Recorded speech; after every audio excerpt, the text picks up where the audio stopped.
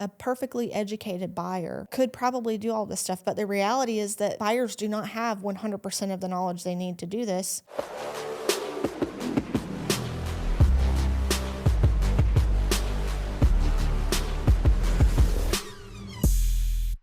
The biggest headline in the news right now for real estate is the NAR settlement. And what people are so concerned about is buyer representation and the risks that we could see possibly happen of buyers saying, you know what, I'm going to do this thing myself. I'm going to go buy a house all by myself without no agents because I don't want to pay any fees. Yeah, there's that is definitely the headline. And a lot of media outlets are getting it wrong. Surprise, surprise. But they're saying, hey, you know, the standard 6% sales commission, we're ditching it. Yeah, well, why is that wrong? Okay. Agents that are listening, you guys know this, wrong, but like CNN Business says 6%. Yeah, like, so explain that. First, I think there's a big discrepancy, or it may be misleading to say standard 6% commission, because in some markets it is custom and it is common, but it is not a standard in the sense that it is a requirement. There is not, you know, we're in North Carolina. There is no requirement that sellers pay 6% commission. Also, 6% is not the standard. It's not a requirement. Some of them do 2.5% on each side. Some of them might do the seller gets 3% and it's negotiated for the buyer is 2.5% or 1%. There really is not a standard. Yeah, there's no standard. Yeah. So, and not all, you know, even already not all sellers pay commission to the buyer's agent. It is more often than not. It's common. Yeah. It's not the standard. Yeah. It's common, but it is not law. It is not requirement. But that's kind of what the news headlines are getting wrong. Yeah. But those headlines are certainly leading to a lot of, you know, people are nervous. They're panicked. And I hope that, you know, we can alleviate some of that panic. You know, earlier you had me record going through the whole settlement. Yeah. So if you want to listen, Tiff has done a 108-page breakdown of what the NAR settlement is, because that's how long the settlement was. We have it on the podcast. We have it on the YouTube channel. But if you want her to relay her information that she gathered from reading all 108 pages and breaking down what you actually need to know and the differences that are going to see happen, go check that out. Yep. And what actually changed is that the offer to the buyer's agent of compensation cannot be made via the MLS anymore. It's not that it can't be made. It's just it can't be made via the MLS. So there will be other means to communicate that. It'll be, you know, it just kind of forces the negotiation rather than having that information decided up front by the seller. And the seller can still decide up front, I am going to offer the buyer's agent compensation. You're just not allowed to put it in the MLS anymore. Right. But, you know, it could have buyers a little nervous based on the headlines of saying, well, I'm not going to be able to save enough money to put a down payment and pay my closing costs and pay an agent. I think I'm just going to have to do this myself. Yikes. And yikes. Yikes indeed. What, you know, we deal with people that have tried this in the past. You know, you have the for sale by owner, you have the buy without an agent people that have come through the office and done transactions. What's your experience with those folks? It is not great. We have a fee in our office, and most it law is firms. Disclosed, and it is most law firms have this. It is the unrepresented fee. If you are unrepresented by an agent, we charge you extra because we're going to have to do so much more work on the education standpoint.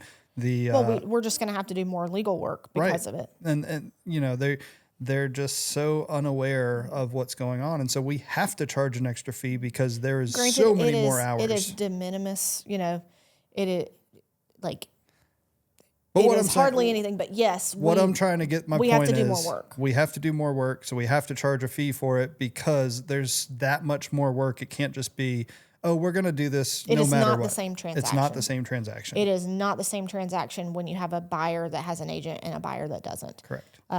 The times it goes well, the buyer's been an agent and they don't just aren't an agent anymore.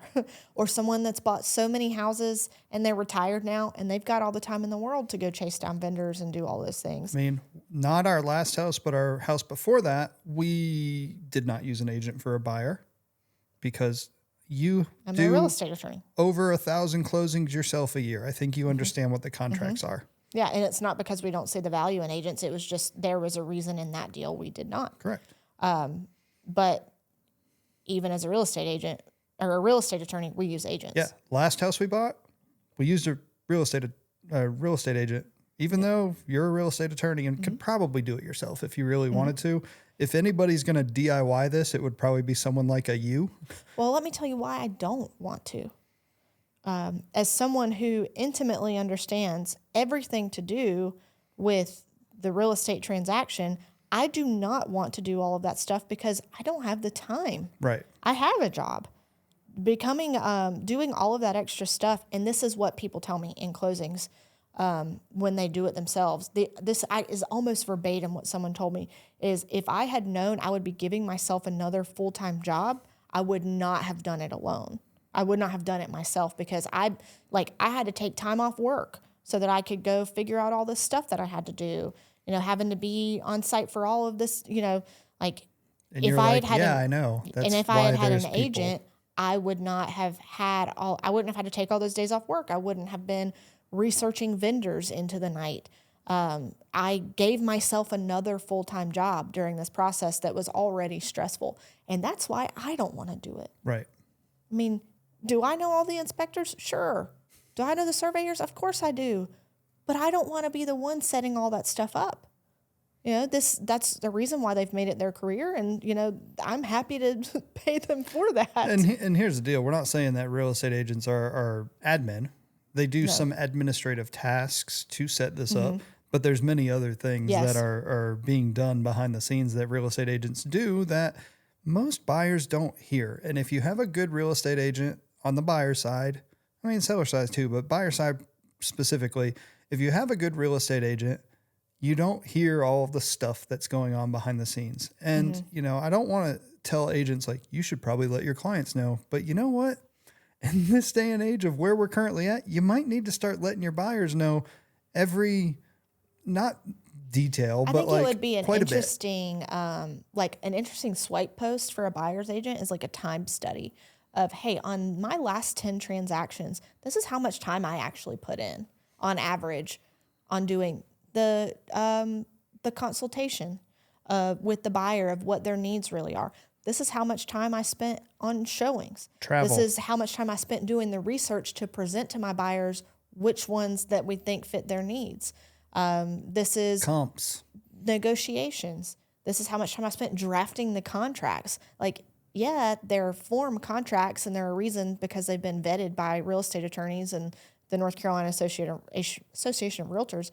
But somebody has to get all the data to put into it. It doesn't just, that's using the register of deeds, using the tax cards, and getting all of the correct information to put in. Really just going through all right, now we're under contract. Cool. Now let me get all your vendors. The buyer gets to pick who they are, but certainly wouldn't you rather have a short list of 3 to 5 that are trusted and vetted in this area, rather than spending all night on Google? Right.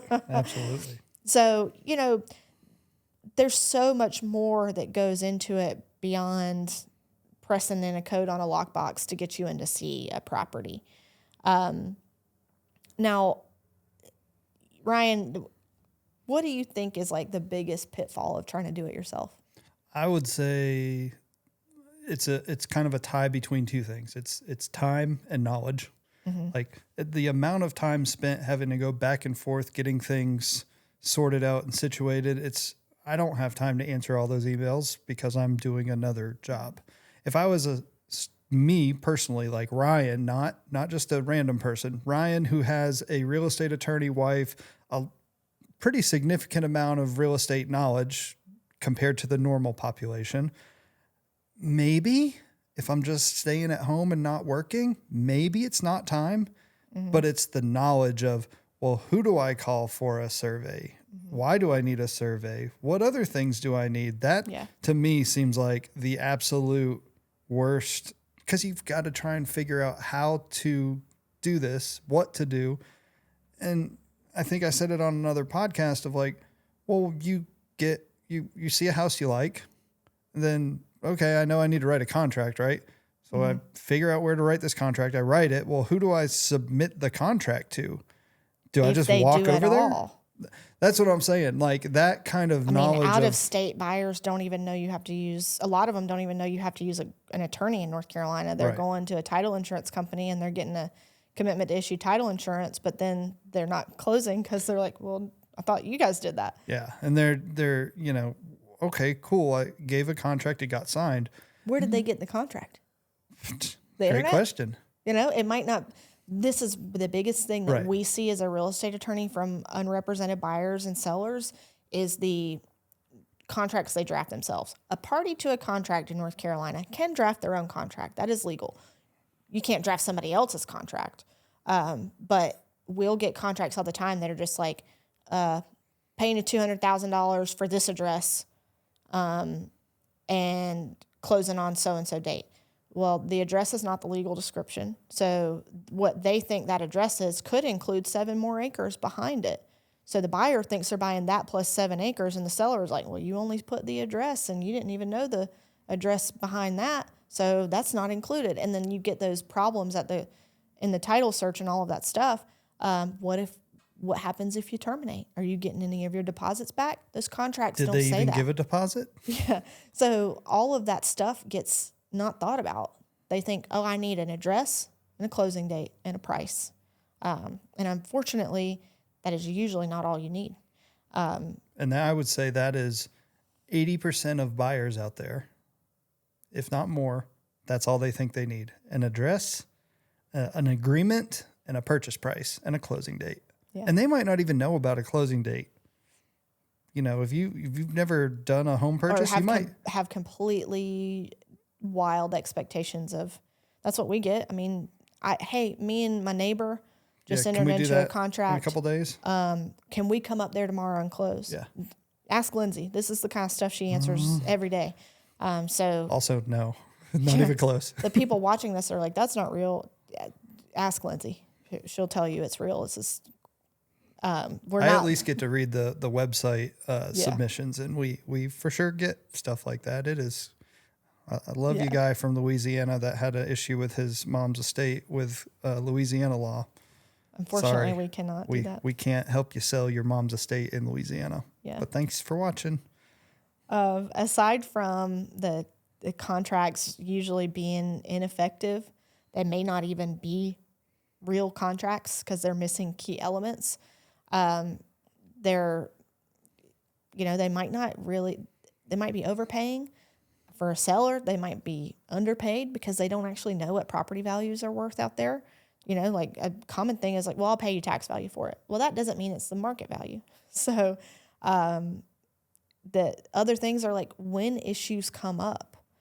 As a closing attorney, our fee sheet or our fee agreement explains our scope, the things that we do and that we don't do.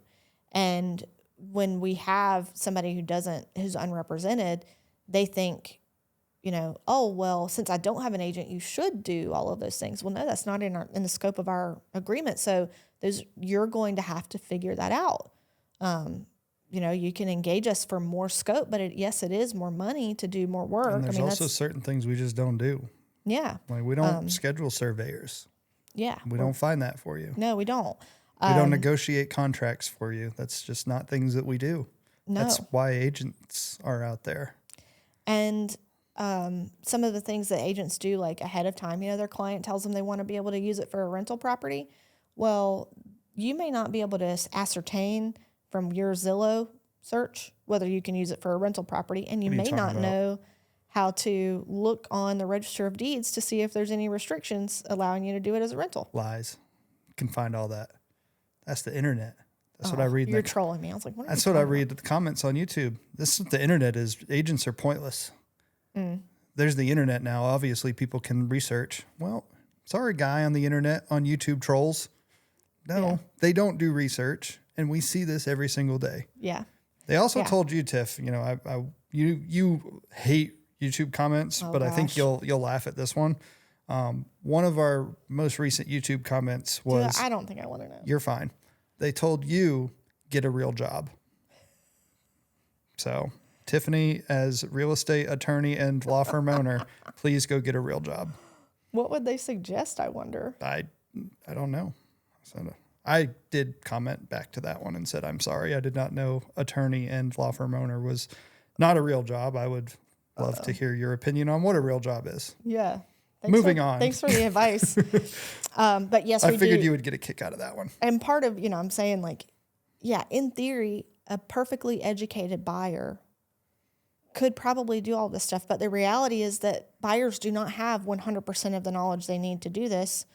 Time and knowledge. They don't, if they do have that capacity. There's some that do. And there's always going to be those people that do. Well, if they have that capacity and knowledge base, they probably have a job and they don't have the time to do that. Yeah. Yeah. So it's, well, gosh, even if they don't, it's not about whether they have a job or not. It's just the reality that it's specialized knowledge. And agents have to, they have to take educational courses every year to keep up with their license. Things are changing. If you've bought a house before, but it's not been recently, the way you do it now is probably going to be different than you did 30 years ago. But guess who has to keep up with all of that information in order to keep their role? It's a real estate agent. And when there are problems in the transaction, which inevitably there will be, I've not encountered a perfect transaction yet. And even if the bumps are very minor, they still happen. And the agents, they've seen so many of these things that they can give wise counsel to their clients to help them understand, this is how we fix this thing. And it's actually not that big of a deal. Or this is a very big deal, and we are at an impasse until we can get XYZ thing done. So a buyer who is trying to do this alone may encounter a problem that's really not that big of a problem and can be easily solved with the right connection or taking the right next step. But they might give up on the deal because of it, or vice versa, or conversely, I guess. A buyer that's uneducated about the process might have a very big problem that should mean they should not buy this property and think, I don't think that's that big of a deal. Yeah. I don't see the risk, and close on a property that they shouldn't have bought. Yeah. No, I mean, it's going to be the wild, wild west if people attempt to start doing this themselves. Do you have any stories of people, obviously we all love hearing stories, and you can't completely say everything, but do you have any stories about people trying to represent themselves? Well, some of the things I've said before are these are things from personal experience. I'm not just making it up. These are things I've observed in my law practice, and the contract with an address and a purchase price and a closing date, there was not a meeting of the minds with the parties as to what was being bought. The buyer was the one that prepared the contract. They're the ones that put the property address, which had the house on it, but they believed they were making an offer for the house and some adjacent land. And that's not what the contract said. Again, a property address is important, but it's not the legal description that describes the property being conveyed. And our standard contract has fields for that, but something that you draft up on your own doesn't. Unless you put it in there and know to put it in there. So that deal never got to the closing table because... I'm really shocked. Really shocked that one didn't. Well, because the seller was like, well, you're the one that drafted and said you only wanted the house. And the buyer's like, but I told you I wanted the land too, and we agreed to this price. And he's like, but the contract you presented me didn't have it, so I figured you didn't want it anymore. And on and on. So that's an example. And just the use of the standard contract would have probably resolve that. Mm-hmm. And then we've got the issues of buyers really losing a ton of sleep over every little thing that, like, a good agent, these are things that, like, an agent can fix lickety split and really just be like, hey, buyer, your lender requested a certain document that you probably don't even know how to get. I've already obtained the septic permit from the county and we are good. You don't even need to worry about it. But if if somebody else had gone to a buyer and said, oh, well, we need to see proof of XYZ, and they don't know where to get it, then now that's stress. They're researching who do I call, what do I do, how do I get it? Yeah. So mostly, other than that one specific one where they never got to the closing table, when they do get to the closing table anxious buyers. Yeah. With the exception of the outliers that know what they're doing and have done it a million times. There will always be those people, regardless of this settlement or not. Tiff, I got a question for you. If you're a mechanic, what do you use to do your job? Tools? Tools. And so you would then have a toolbox, right? Yeah. Is this a trick question? Are you trolling me? Nope. I have a very serious question. Okay. If you do any sort of other work, you probably have some sort of toolkit that you use, right? If it's a job that requires tools, yeah. But I mean, you have tools for what you do. Yeah. Knowledge is tools. So I want you to take your toolkit right now that you got. Let's open it up. Okay. We're going to add to it. Okay. This is a section that we are adding to the podcast anytime we have a guest, and it is the tactical toolkit. Oh, okay. I didn't know we were doing this today. You love that segue, didn't you? I did, now that I know what you're doing. Awesome. So, tactical toolkit for today. Buyers, agents, take this information that we just said and use it in marketing to help educate buyers as to why you are beneficial. Because right now, buyers are saying, I ain't paying them. That's stupid. So give all of this information and use the verbiage that we said from things and put it into marketing in any way. This is permission. Reuse it. Yeah, any way, Put it in shape, or swipe form. posts, do whatever, And there are going to be the YouTube commenters that are like, oh, this is just promoting agents. You can take it that way if you Sure. want to. But the reason we're even saying all of this is because I represent buyers in my practice. That is the scope of my work. I represent home buyers of residential properties.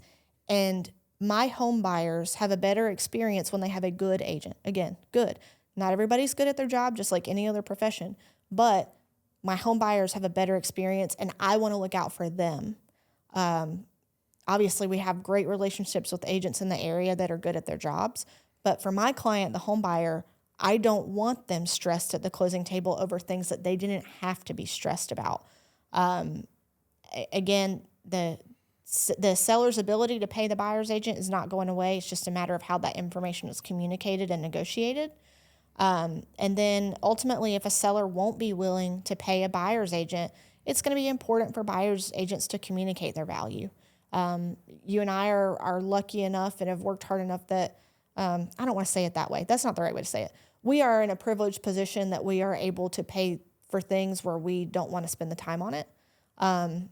And I don't take that for granted, but that means I would be willing to pay a buyer's agent if it would give me back my time and stress. Well, there's no way that yes, because you're a real estate attorney, but no, if we were not in the real estate field, there's no way that you would be able to do this and probably save the amount of money that you would be paying a buyer's agent in either your time, your knowledge, or some screw up that you did where you'd end up having to pay some extra. So it's going to end up coming out even. So you might as well get all that time back. Yeah. And maybe not even, I don't know. Every situation is going to be unique, but I think people should value their time and they should value other people's efforts to have gained knowledge. It's just like any other service you engage.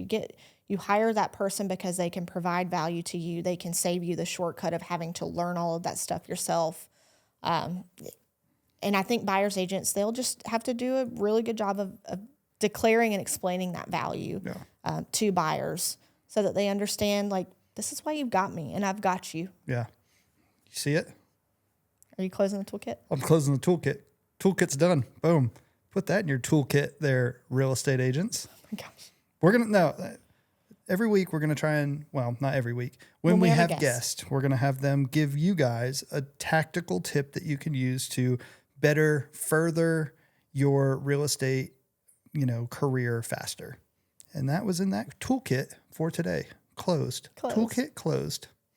Well, thank you for that, Brian. You're welcome. I know you weren't going to be able to explain it and weave it into your next podcast with a guest, which is coming very soon, people, as well as I just No, did. but also, knowing it was coming would have.